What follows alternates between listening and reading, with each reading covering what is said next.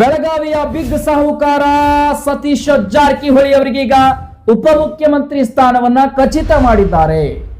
ಇನ್ನು ಮುಂಬರುವಂತಹ 2028 ಚುನಾವಣೆಯಲ್ಲಿ ಈ ಕಾಂಗ್ರೆಸ್ ಪಾರ್ಟಿ ಅಧಿಕಾರಕ್ಕೆ ಬಂದಿದ್ದಾದ್ರೆ ಡಿ.ಕೆ. ಶಿವಕುಮಾರ್ ಮತ್ತು ಸತೀಶ್ ಜಾರಕಿಹೊಳಿ ಇಬ್ಬರು ಜಗಜಟ್ಟಿ ಮಲ್ಲರು ಸೇರಿ ಇದನ್ನ ಅಧಿಕಾರಕ್ಕೆ ತಂದಿದ್ದಾದ್ರೆ ಸತೀಶ್ ಜಾರಕಿಹೊಳಿ ಅವರಿಗೂ ಕೂಡ 2028ರಲ್ಲಿ 2 ವರ್ಷಕ್ಕಿಂತ ಮಿಗಿಲಾಗಿ ಮುಖ್ಯಮಂತ್ರಿ ಸ್ಥಾನವನ್ನು ಕೊಡೋದಾಗಿ ಹೈಕಮಾಂಡ್ ನಲ್ಲಿ ಚರ್ಚೆ ಮಾಡಲಾಗಿದೆ ಅನ್ನುವಂಥದ್ದು ಒಂದಿಷ್ಟು ಮಾಹಿತಿಗಳು ಬರ್ತಾ ಇದೆ. ನನಗೂ ಕೂಡ ಮುಖ್ಯಮಂತ್ರಿ ಸ್ಥಾನ ಬೇಕು ಅನ್ನುವಂತಹ ನಿಟ್ಟಿನಲ್ಲಿ ಸತೀಶ್ ಜಾರಕಿಹೊಳಿ ಬೇಡಿಕೆಗಳು ಕೂಡ ಇರುತ್ತೆ ಅನ್ನುವಂಥದ್ದು ಬಹಳಷ್ಟು ಬರ್ತಾ ಇರುವಂತಹ ಮಾಹಿತಿಗಳು. ಇನ್ನು ಸಾರ್ವಜನಿಕವಾಗಿ ಎದ್ದಿರುವಂತಹ ಒಂದಿಷ್ಟು ಮಾಹಿತಿಗಳು ಕೂಡ ಇದೆ. ಸತೀಶ್ ಜಾರಕಿಹೊಳಿಗೆ ಮುಖ್ಯಮಂತ್ರಿ ಸ್ಥಾನ ಕೊಡಲೇಬೇಕು 28ಕ್ಕೆ ಅನ್ನುವಂಥದ್ದಲ್ಲ. ಆದ್ರೆ 28ದ ವಿಚಾರ ನಾವು ಈಗ ಬಿಟ್ಟು ಈಗಿರ್ತಕ್ಕಂತಹ ವಿಚಾರಕ್ಕೆ ಬರೋಣ. ಸತೀಶ್ ಜಾರಕಿಹೊಳಿ ಅವರ ಕೈಯಲ್ಲಿ ಈಗ ಉಪಮುಖ್ಯಮಂತ್ರಿ ಸ್ಥಾನ ಸಿಕ್ಕರೆ ಬಹಳ ದೊಡ್ಡ ಮಟ್ಟದ ಅಧಿಕಾರವೂ ಕೂಡ ಸತೀಶ್ ಜಾರಕಿಹೊಳಿ ಅವರ ಕೈಯಲ್ಲಿ ಇದ್ದಂತಾಗುತ್ತೆ. ಇನ್ನು ಬರ್ತಕ್ಕಂತಹ ರಾಜಕೀಯ ಬೆಳಗಾವಿಯಲ್ಲಿ ಇರ್ತಕ್ಕಂಥ ಕೆಲವು ರಾಜಕಾರಣಿಗಳನ್ನ ಬಿಗಿ ಮುಷ್ಟಿಯಲ್ಲಿ ಇಟ್ಟುಕೊಳ್ಳುವಂತಹ ಶಕ್ತಿ ಸಂಪೂರ್ಣವಾಗಿ ಸತೀಶ್ ಜಾರಕಿಹೊಳಿ ಅವರ ಕೈಗೆ ಹೋಗುತ್ತೆ. ನಿಮಗೆ ಗೊತ್ತೇ ಇದೆ, ಬೇರೆ ಬೇರೆ ಆಯಾಮಗಳನ್ನ ಇಲ್ಲಿ ಪಡ್ಕೊಳ್ತಾ ಇದೆ ರಾಜಕೀಯವಾಗಿ. ಸತೀಶ್ ಜಾರಕಿಹೊಳಿ ಅನ್ನುವಂತಹ ಒಬ್ಬ ನಾಯಕ ರಾಜಕೀಯ ವಲಯದಲ್ಲಿ ಇಂತಹ ದೊಡ್ಡ ಸಾಹಸವನ್ನ ಬರಿತಾ ಇರುವಂತದ್ದು ಬೇರೆ ಬೇರೆ ರಾಜಕಾರಣಿಗಳಿಗೆ ಒಂದಿಷ್ಟು ಭಯದ ವಾತಾವರಣ ಕೂಡ ಸೃಷ್ಟಿಯಾಗ್ತಾ ಇದೆ. ಯಾಕಂದ್ರೆ ಸತೀಶ್ ಜಾರಕಿಹೊಳಿ ಅಂದ್ರೆ ಸಾಮಾನ್ಯ ನಾಯಕ ಅಲ್ಲ.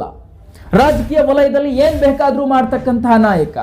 ಹಾಗಾಗಿ ರಾಜಕೀಯ ವಲಯದಲ್ಲಿ ಉಪಮುಖ್ಯಮಂತ್ರಿ ಸ್ಥಾನ ಅಲಂಕರಿಸ್ತಾ ಇರೋದು ಬಹಳಷ್ಟು ಜನರಿಗೆ ಇಷ್ಟವಿಲ್ಲ. ಸತೀಶ್ ಜಾರಕಿಹೊಳಿ ಅವರಿಗೆ ಉಪಮುಖ್ಯಮಂತ್ರಿ ಸ್ಥಾನ ಸಿಗುತ್ತೆ ಅನ್ನೋದಾದ್ರೆ ಇದು ಡಿ.ಕೆ. ಶಿವಕುಮಾರ್ ಅವರಿಗೂ ಎಷ್ಟು ಆತ್ಮವಿಶ್ವಾಸತೆಯಿಂದ ಅವರು ಈ ಒಂದು ಸ್ಥಾನಕ್ಕೆ ಒಪ್ಪಿಕೊಂಡಿದ್ದಾರೆ ಅಥವಾ ಒಪ್ಪಿಕೊಳ್ತಾ ಇದ್ದಾರೆ ಅನ್ನೋದನ್ನ ಸ್ಪಷ್ಟವಾಗಿ ನಾವು ಹೇಳಿಕ್ಕೆ ಆಗೋದಿಲ್ಲ. ಯಾಕಂದ್ರೆ ರಾಜಕೀಯ ವಲಯದಲ್ಲಿ ಉಪಮುಖ್ಯಮಂತ್ರಿ ಸ್ಥಾನಕ್ಕೆ ಬಂದುಬಿಟ್ರೆ ನೆಕ್ಸ್ಟ್ ಮುಖ್ಯಮಂತ್ರಿ ಸ್ಥಾನಕ್ಕೂ ಕೂಡ ಸತೀಶ್ ಜಾರಕಿಹೊಳಿ ಎಗರಿ ಬಂದು ಬಿಡ್ತಾರೆ. ಸೊ ಹಾಗಾಗಿ ಅದೇ ಭಯದ ವಾತಾವರಣದಲ್ಲಿ ಈಗ ಡಿ.ಕೆ. ಶಿವಕುಮಾರ್ ಕೂಡ ಹೆಜ್ಜೆಯನ್ನ ಹಾಕ್ತಾ ಇದ್ದಾರೆ.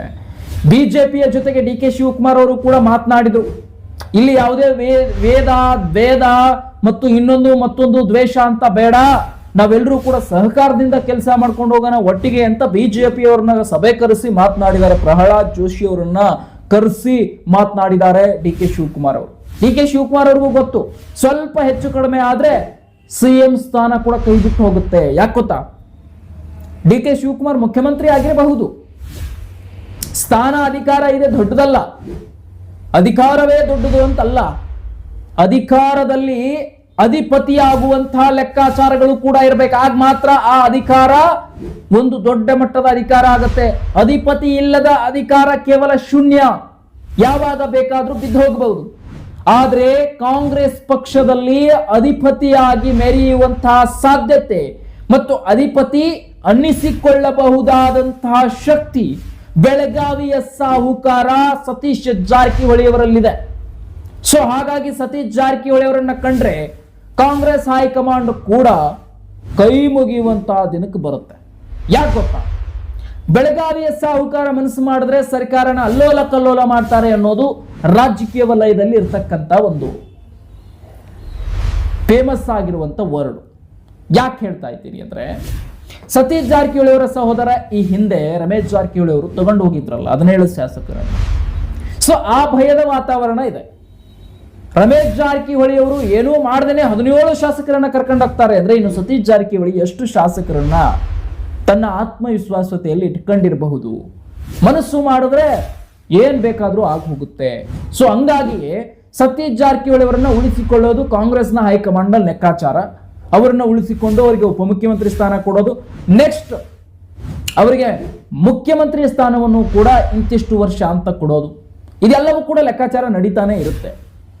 ಈ ವಿಚಾರಗಳು ಬಹಳಷ್ಟು ಬೆಳಕಿಗೆ ಬರ್ತಾ ಇರುವಂಥದ್ದು, ಆದ್ರೂ ಕೂಡ ದೊಡ್ಡ ಮಟ್ಟದಲ್ಲಿ ಚರ್ಚೆ ಆಗ್ತಾ ಇರುವಂಥದ್ದು ಸತೀಶ್ ಜಾರಕಿಹೊಳಿ ಉಪಮುಖ್ಯಮಂತ್ರಿ ಆದ್ರೆ, ಮುಂದೆ ಮುಖ್ಯಮಂತ್ರಿ ಆದ್ರೆ ಬೆಳಗಾವಿಯಲ್ಲಿ ಯಾರ್ಯಾರು ಸತೀಶ್ ಜಾರಕಿಹೊಳಿ ಅವರ ವಿರೋಧ ಕಟ್ಟಿಕೊಂಡು ರಾಜಕೀಯ ಮಾಡಿದ್ದಾರೆ ಅವರೆಲ್ಲರೂ ಕೂಡ ರಾಜಕಾರಣದಲ್ಲಿ ಬಹಳಷ್ಟು ಹಿನ್ನಡೆ ಅನುಭವಿಸ್ತಾರೆ ಅನ್ನುವಂಥದ್ದು.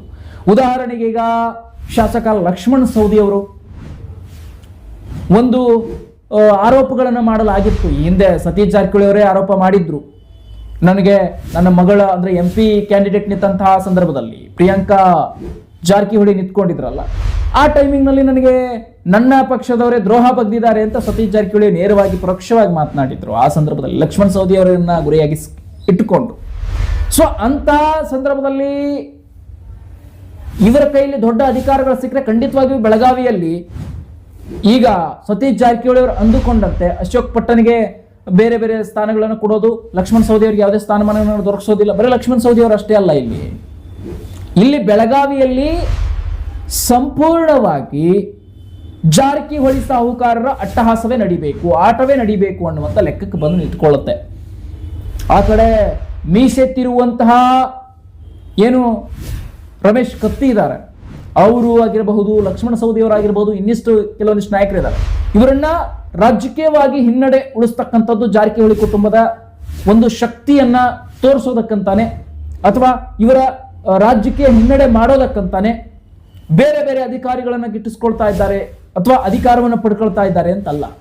ಅಧಿಕಾರವನ್ನ ಪಡಿಬೇಕು, ಬೆಳಗಾವಿಯಲ್ಲಿ ಅವರನ್ನ ರೀಚ್ ಆಗುವಂತಹ ಯಾವುದೇ ಅಧಿಕಾರ ಇನ್ನು ಬೇರೆ ರಾಜಕಾರಣಿಗೆ ಸಿಗಬಾರದು ಅನ್ನುವಂಥ ಲೆಕ್ಕಾಚಾರವೇ ಜಾರಕಿಹೊಳಿ ಕುಟುಂಬದಾಗಿರುತ್ತೆ. ಸೊ ಅದೇ ರೀತಿಯಾದಂಥ ಬಂದಿದ್ದು, ಅದೇ ರೀತಿಯಾಗಿ ನಡೆದುಕೊಂಡಿದ್ದು. ಈ ಹಿಂದೆ ನಾವು ನೋಡಿದ್ದೀವಿ, ಭಾರತೀಯ ಜನತಾ ಪಾರ್ಟಿಯಿಂದ ಈ ಲಕ್ಷ್ಮಣ್ ಸವದಿ ಅವರು ಬಂದ್ರಲ್ಲ, ಆ ಟೈಮಿಂಗ್ ಯಾಕೆ ಬಂದ್ರು? ಅಲ್ಲಿ ರಮೇಶ್ ಜಾರಕಿಹೊಳಿ ಅವರು ಹೋದ್ರು, ಟಿಕೆಟ್ ಕೊಡಬಾರ್ದು ಲಕ್ಷ್ಮಣ್ ಸವದಿ ಅವರಿಗೆ ಅಂತ ಹೈಕಮಾಂಡ್ ಕೇಳ್ಕೊಂಡಿದ್ದು ಅದೇ ರಮೇಶ್ ಜಾರಕಿಹೊಳಿ ಮಹೇಶ್ ಕುಮಟಳ್ಳಿ ಅವರಿಗೆ ಟಿಕೆಟ್ ಇಸ್ಕೊಂಡು. ಇಲ್ಲಿ ನಡೆದಿರೋದೇ ಇದೆ. ಇನ್ನು ರಮೇಶ್ ಜಾರಕಿಹೊಳಿ ಬಂದು ಬಿಜೆಪಿಯಲ್ಲಿ ಹೊಕ್ಕೊಂಡ್ರು ಅಂತ ಅಂದ್ರೆ ಲಕ್ಷ್ಮಣ್ ಸವದಿ ಅವರು ಅವಾಗಲೂ ಒಂದು ಮಾತನ್ನ ಮಾತನಾಡಿದ್ರು, ಬಳು ಬಂದು ಹೊಕ್ಕಿದೆ, ಅದು ಅಳು ಆಗತ್ತೆ ಅಂತ ಹೇಳಿ. ಅಂದ್ರೆ ತನ್ನ ಭಾರತೀಯ ಜನತಾ ಪಾರ್ಟಿಯ ಮನೆಯಲ್ಲಿ ಯಾವಾಗ ರಮೇಶ್ ಜಾರಕಿಹೊಳಿ ಅವರು ಬರ್ತಾರೋ ಅಲ್ಲಿಂದ ನೇರವಾಗಿ ವಾಪಸ್ ಈ ಕಡೆ ಬರ್ತಾರೆ ಲಕ್ಷ್ಮಣ್ ಸವದಿ ಅವರು. ಸೊ ಇದೆಲ್ಲ ನಿಮಗೆ ಗೊತ್ತೇ ಇದೆ. ಜಾರಕಿಹೊಳಿ ಕುಟುಂಬದ ಆಟವೇ ಈ ರೀತಿ, ಬರೀ ಸವದಿ ಇವರು ಇನ್ನೊಬ್ಬ ಮತ್ತೊಬ್ಬ ಅಂತಲ್ಲ. ಆದ್ರೆ ಜಾರಕಿಹೊಳಿ ತನ್ನದೇ ಆದ ಅಸ್ತಿತ್ವವನ್ನು ಉಳಿಸ್ಕೋಬೇಕು, ಅಧಿಕಾರವನ್ನು ಪಡ್ಕೋಬೇಕು, ಬೆಳಗಾವಿಯನ್ನ ಸಂಪೂರ್ಣವಾಗಿ ತನ್ನ ಹಿಡಿತದಲ್ಲಿ ಇಟ್ಕೋಬೇಕು ಅನ್ನೋದೇ ಜಾರಕಿಹೊಳಿಯ ಆಯಾಮ ಆಗಿರುತ್ತೆ. ಅದೇ ರೀತಿ ನಡೀತಾ ಇದೆ ಕೂಡ. ಈಗ ಅದರಲ್ಲೂ ಉಪಮುಖ್ಯಮಂತ್ರಿ ಸ್ಥಾನ ಖಚಿತವಾಗಿದೆ. 2028ರಲ್ಲಿ ಮುಖ್ಯಮಂತ್ರಿ ಸ್ಥಾನವೂ ಕೂಡ ಸಿಗುತ್ತೆ ಅಂತ ಹೇಳಿ ಮೇಲ್ನೋಟಕ್ಕೆ ಕಾಣಿಸ್ತಾ ಇದೆ. ಬಹುತೇಕ ಜಾರಕಿಹೊಳಿ ಕುಟುಂಬ ರಾಜ್ಯದಲ್ಲಿ ಮತ್ತೊಂದು ರಾಜಕೀಯ ಸಂಚಲನವನ್ನ ಮಾಡುತ್ತೆ ಅಂತ ಅನ್ಸುತ್ತೆ. ಸೊ ಮತ್ತಷ್ಟು ರಾಜಕೀಯ ಮಾಹಿತಿಗಳನ್ನ YGM ಸರ್ಕಾರ ನಿಮ್ಮ ಮುಂದೆ ನೀಡ್ತಾ ಇರುತ್ತೆ. ಕ್ಷಣ ಕ್ಷಣದ ಮಾಹಿತಿಗಾಗಿ ನೋಡ್ತಾ ಇರಿ YGM ಸರ್ಕಾರ. ನಮಸ್ಕಾರ.